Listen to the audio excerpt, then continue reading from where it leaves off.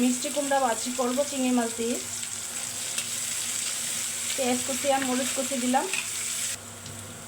পেঁয়াজ লাল হয়ে আসছে, এখন রসুন কুচি আর একটু পানি অ্যাড করব। স্বাদ অনুযায়ী একটু লবণ দিলাম, লাগলে পরেও দেওয়া যাবে। পরিমাণ মতো একটু হলুদও দিলাম। আর আমি এখানে বড় চিংড়ি মাছগুলো টুকরা করে নিয়েছি, কিউব করে। বাসায় ছোট চিংড়ি মাছ ছিল না, বড় চিংড়ি মাছ, সেগুলো আমি একটু কিউব করে কেটে নিয়েছি।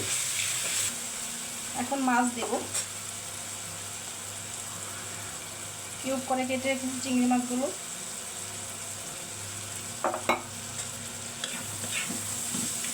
সামান্য একটু পানি দিলাম মাছটা কষানোর জন্য।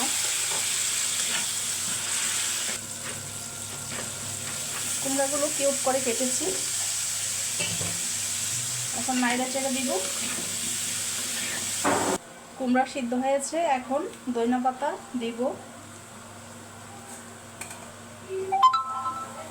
একবার হলো আমি যেভাবে রসুন কুচি দিয়ে এই মিষ্টি কুমড়াটা ভাজি করলাম, আপনারা বাসায় ট্রাই করবেন, খেতে অনেক ভালো লাগবে। মিষ্টি কুমড়া বেশি নাড়াচাড়া করলে একদম ভাইঙ্গা লেতা লেতা হয়ে যায়। আজকের জন্য এ পর্যন্ত। সবাই ভালো থাকবেন। আল্লাহ হাফেজ।